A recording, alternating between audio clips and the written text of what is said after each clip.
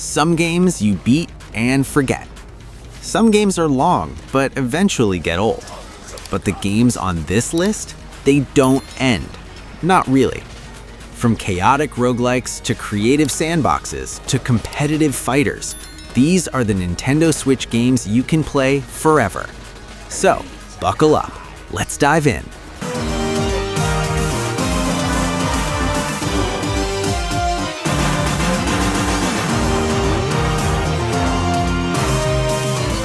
Let's be honest, nobody truly finishes a Pokémon game.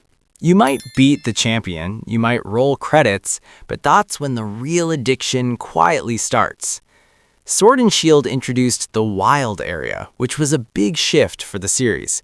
Semi-open zones, visible Pokémon roaming around, dynamic weather affecting spawns, and max raid battles that brought co-op strategy into the mix. But the real forever factor, competitive systems, EV training, IV breeding, nature optimization, hidden abilities, egg moves, shiny odds manipulation. You're not just catching Pokémon, you're engineering them. At some point, you stop saying, I want a Charizard, and start saying, I need a timid nature 5IV solar power Charizard. That's when you know you've crossed over. Add ranked online battles and DLC expansions like the Isle of Armor and Crown Tundra, and suddenly this becomes less of a story RPG and more of a lifestyle.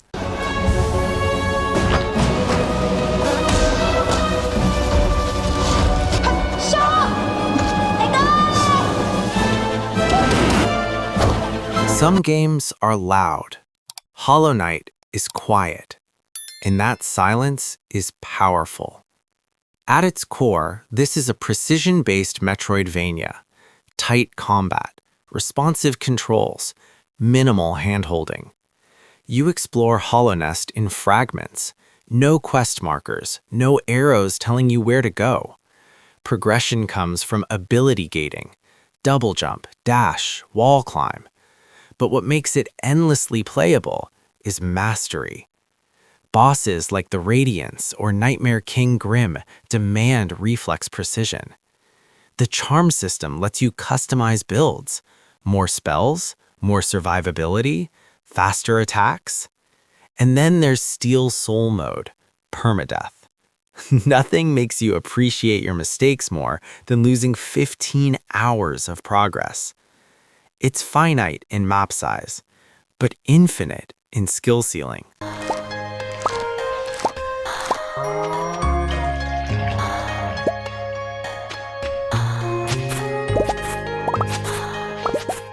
This game doesn't pressure you. It seduces you. The core loop is simple. Plant crops, harvest them, reinvest profits. But layered underneath is time management strategy. Each in-game day lasts about 15 minutes. Energy is limited. Seasons change every 28 days. Crops grow differently depending on timing. So every decision matters. Do you focus on artisan goods, animal farming, mining, fishing, romance, community center completion? Or do you ignore all that and try to become a truffle oil mogul? Procedural mine layouts, multiplayer co-op farms, late-game automation with sprinklers and Junimo huts, and then perfection tracking. You think you're done until the game politely shows you everything you haven't done. That's how it keeps you.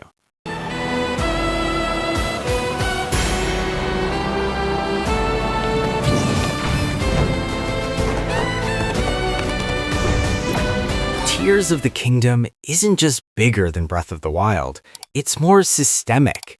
The Ultra Hand ability lets you build functioning machines using physics logic. Fuse lets you combine weapons and materials dynamically.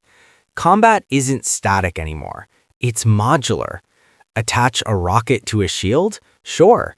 Create a homing arrow with eyeballs? Absolutely. Build a flying death machine powered by fans and questionable design choices? The internet already did. The depths layer underneath Hyrule doubles exploration. Sky Islands change traversal vertically. Shrines test physics creativity instead of pure puzzle logic. It's not infinite in the procedural sense, but the creativity loop is.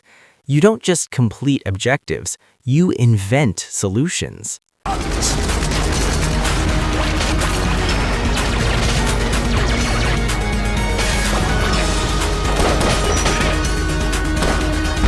Enter the Gungeon doesn't just test your reflexes, it tests your discipline. At its core, this is a twin-stick bullet hell shooter, but what makes it special is how intentional every mechanic feels. You're not just running into rooms spraying bullets, you're managing positioning, timing dodge rolls for invincibility frames, watching enemy patterns, conserving ammo, and deciding when to use limited blanks, which clear bullets from the screen. And blanks, they're precious.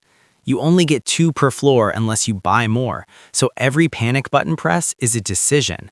Now let's talk structure. Each floor is procedurally generated, but the progression curve is carefully designed. Early chambers introduce manageable enemies. Later floors layer in faster projectile speeds, denser bullet spreads, environmental hazards, and elite variants. And then there's the synergy system. Certain passive items modify entire categories of guns.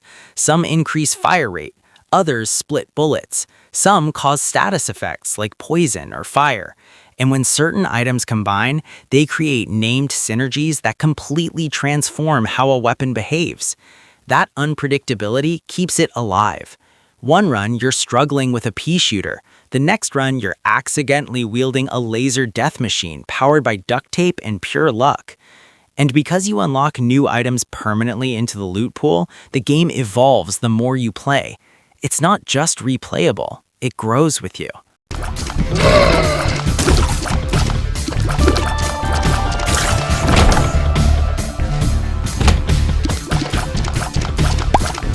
If Enter the Gungeon is controlled chaos, Isaac is unfiltered chaos. This game thrives on unpredictability. Every floor is randomly generated. Item rooms, boss rooms, secret rooms, curse mechanics. Everything shifts every run. But here's where it becomes dangerous. There are hundreds upon hundreds of items, and many of them stack in ways that feel almost accidental, but they're not. You might start weak, low damage, slow tears, struggling. Then you pick up one item that increases tear rate, another that causes homing shots, a third that splits projectiles. Suddenly, you're clearing entire rooms in seconds. That power spike curve is wildly satisfying. Each character has different stats and unlock conditions. Some start with advantages, some are intentionally difficult, some completely change mechanics. Completion marks track your progress against multiple final bosses across different paths, so even after beating the main ending, you realize you've barely scratched the surface. And then there are alternate floors, secret bosses, Mega Satan, Delirium, the Beast. You don't beat Isaac, you descend deeper into it. The game lasts because it's a constantly shifting puzzle. You're not memorizing patterns, you're reacting to randomness and trying to break it. And honestly, that's endlessly satisfying.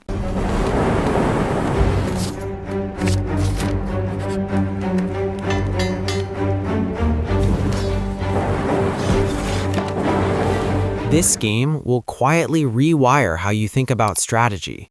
Slay the Spire looks simple. Cards, turns, numbers, but its depth is in probability and optimization. Every run begins with a small, basic deck.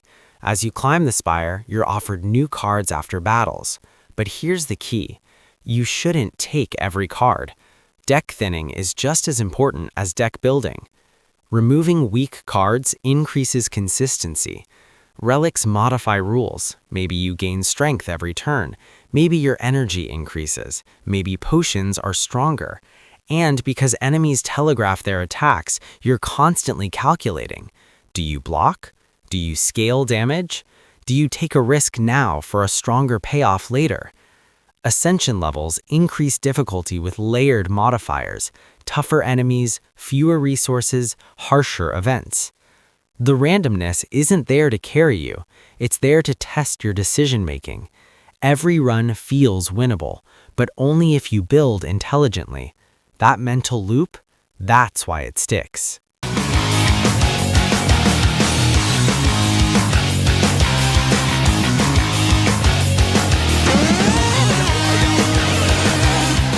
Splatoon 3 looks colorful and playful, and it is, but competitively, it's intense. The core mechanic isn't eliminations, it's ink control. You win turf war by covering more ground with your team's ink. That alone changes how you move, how you engage, how you retreat. Swimming through your own ink increases speed and stealth. Enemy ink slows you down and exposes you. That creates territory strategy. Ranked modes deepen it. Tower control forces escort mechanics. Rainmaker introduces a moving objective. Clamblitz adds coordinated scoring. Each weapon has a main kit, sub-weapon, and special ability. That combination defines roles. Some weapons are frontline slayers. Others anchor backlines with long-range pressure. And because maps rotate and weapon balance updates shift meta strategies, the game never stagnates. It's competitive evolution in real time.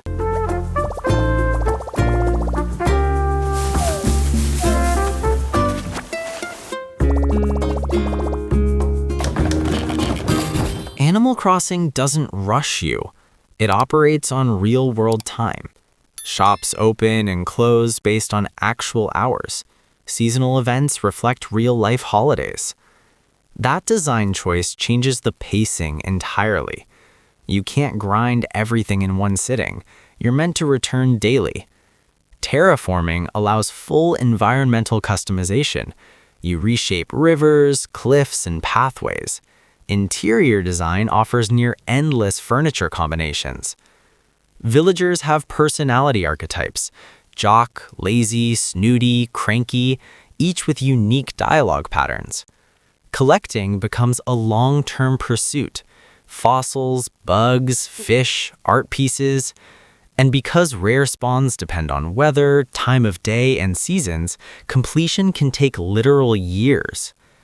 And somehow, Tom Nook always finds a way to expand your loan. It's slow. It's intentional. It's comforting. And comfort is replayable.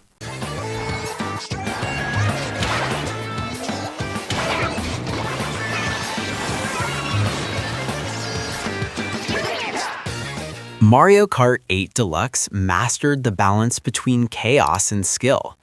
The driving mechanics are deceptively deep. Drifting builds mini turbos, hitting boost panels at optimal angles saves milliseconds. Glider sections reward trajectory control. Item distribution is dynamic. The further behind you are, the stronger items you receive. That keeps races competitive. Track design ranges from anti-gravity sections to underwater transitions to vertical climbs. Time trials strip away items completely and test pure mechanical execution. Online ranked play tracks your skill rating. And with the booster course pass doubling the track list, variety alone sustains it. It's a party game, but it's also a skill game. That dual identity keeps it alive. Recovering from falls. Remember, attack, shield, and dodge. Sure, you'll occasionally need to recover, but no matter what, smash them off the screen. Smash Ultimate is a platform fighter with an absurd level of depth. Over 80 characters, each with unique frame data, hitboxes, recovery mechanics, combo trees. You can play casually with items on, or dive into competitive layers like short hop aerial timing, directional influence, tech chasing, edge guarding, shield pressure. Stages influence strategy, rule sets change match pacing. And because it's PvP, the game evolves as the community evolves. New strategies emerge, tier lists shift, matchups get refined. You don't just improve at Smash, you adapt to other humans. And that means it never truly gets solved.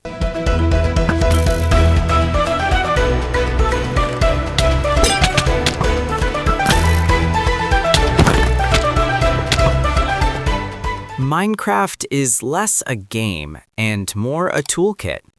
Procedural generation creates effectively infinite worlds.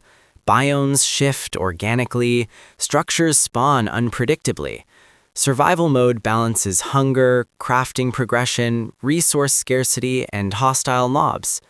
Redstone introduces logic circuitry, AND gates, clocks, automated farms. Creative mode removes limits entirely.